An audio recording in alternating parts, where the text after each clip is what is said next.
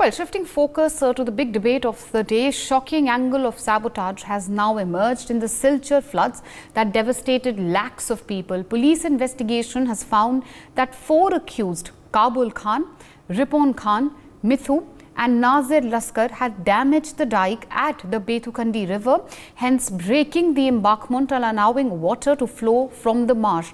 The miscreants also made a video of the sabotage, based on which the arrests have now been made. Assam Chief Minister has roped in the CID to further investigate the case.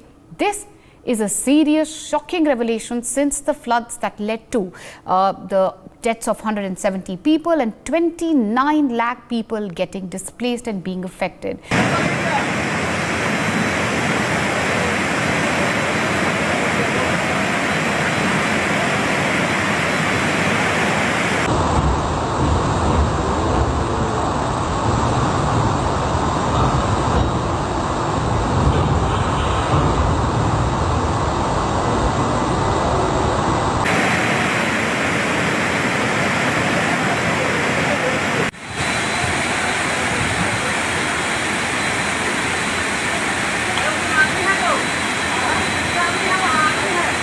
कहाँ अभी है?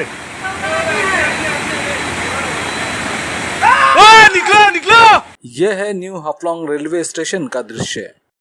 जिन्होंने कुछ समय इस station पर समय बिताया होगा, ये निश्चित है उनको ये दृश्य दहला देगा। ये बहुत ही सुंदर बीच पहाड़ों में बसा रेलवे स्टेशन है। ऐसे अनेक दृश्य हैं जो असम से आ रहे हैं और हमें डरा देता है। इस वीडियो में हम वो तथ्य बताएंगे जिन पर मीडिया तो चुप है ही, सरकारें यहाँ तक कि असम सरकार अपनी आंखें मूंद लेती है। वो है प्राकृतिक आपदाओं के दौरान लोगों का कन्वर्जन जो खूब जोर पकड़ता है। हिंदू जातियों का कन्वर्जन पर हमारा ये वीडियो आधारित है। आप असम सरकार की सरकारी वेबसाइट में जाकर डिजास्टर मैनेजमेंट प्लान को अगर पढ़ते हैं, प्लान में सब कुछ लिखा गया है। क्या क्या एसओपी फॉलो करना है, कंप्लीट डॉक्यूमेंट है। इस प्लान में आपको potential impact, probable damages column में loss of life, life stocks, crop and infrastructure, communication network, houses etcetera पर सब कुछ लिखा गया है। पर इस डिजास्टर प्लान में आपको लॉस ऑफ संस्कृति कहीं नहीं लिखा गया है। व्यक्तिगत और सामाजिक मेमोरी लॉस नहीं लिखा गया है। अंग्रेजों के जमाने से अब तक पूर्वोत्तर भारत के ऊपर जितने भी त्रासदी आई है, कन्वर्जन खूब होता आया है, चाहे वो त्रासदी प्राकृतिक हो या man made. Second world war के दौरान जब पूरा पूर्वोत्तर भारत वॉर थिएटर में बदल गया था, पूर्वोत्तर भारत में संक्रमित महामारी भी फैल जाती है। गांव के गांव उजड़ गए थे। ब्रिटिश सरकार जो क्रिश्चियन मिशनरी के रूप में थी, एक हाथ मेडिसिन देते थे और दूसरे हाथ से कन्वर्जन भी करते थे। जब हम मैन मेड डिजास्टर की बात करते हैं, वार को ही लेते हैं, यहाँ पर भी आपको क्रिश्चियन मिशनरीज का क्या रोल था, इस बात से समझ में आ जाएगा। फर्स्ट वर्ल्ड वॉर के दौरान क्रिश्चियन मिशनरीज प्रेरित करते हैं नागा, कुकी और गारो और अन्य जातियों को कि वे इस युद्ध में भाग लें। सेमा नागा और लोथा नागा मंजूरी दे देते हैं। आओ नागा और तांकुल नागा पहले तो ना बोलते हैं, पर वे आखिर मंजूरी दे देते हैं। अंगामी, लियांगमाई और जिम नागा मंजूरी नहीं देते हैं।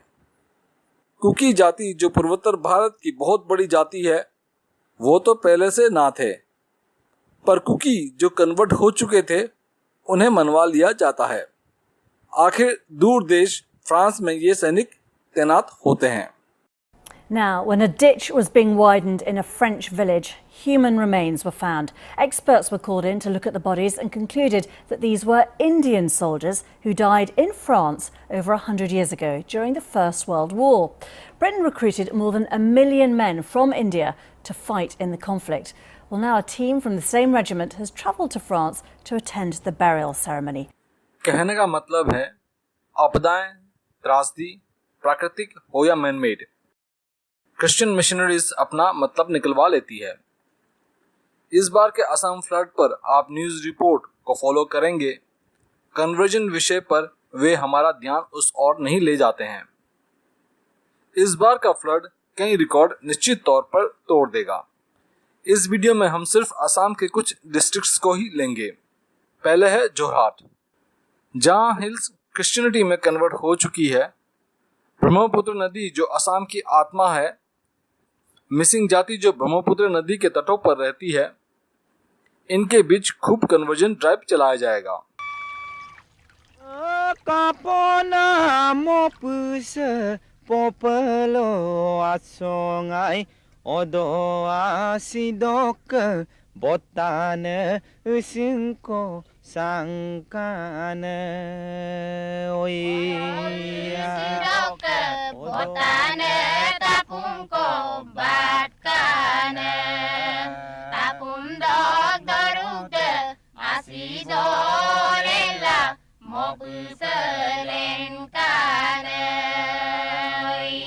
अब तक चल भी चुका होगा।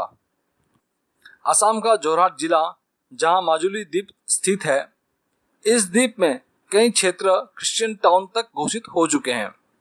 एग्जाम्पल के तौर पर जंगराय मुख। इस बार के फ्लड में ये निश्चित है क्रिश्चियन क्षेत्रफल का दायरा और बढ़ जाएगा। हैरानी होने की जरूरत नहीं है, असम में रहती मिसिंग जाति इम्यूनिटी लूज कर चुकी है। इनके पढ़े लिखे लोग और परंपरागत संस्थान हाईजेक हो चुके हैं। इस जाति पर हमने वीडियो बनाया है। ये थी जानकारी असम जोरहाट जिले के ऊपर, जहां पर ब्रह्मपुत्र नदी बहती है। अब चलते हैं बराकबेली, जिसमें 3 डिस्ट्रिक्ट्स आते हैं, कछार, हाइलाकांदी और करीमगंज। ये तीनों डिस्ट्रिक्ट बांग्लादेश से सटे जिले हैं। इन तीनों डिस्ट्रिक्ट्स में इस्लाम और क्रिश्चियनिटी का कॉमन टारगेट है। वहां रहती हिंदू जातियां, जिसमें बंगालीज, मणिपुरीज, दिमासा और अन्य जातियां हैं। इन तीनों डिस्ट्रिक्ट्स में क्रिश्चियनिटी तो अवेलेबल है, पर मुसलमानों से खचाखच भरा है, चाहे वो हाईवेज हो या बराक नदी के तट हो। हिंदुओं के अगेंस्ट डेमोग्राफिक चैलेंज क्रिएट हो चुका है।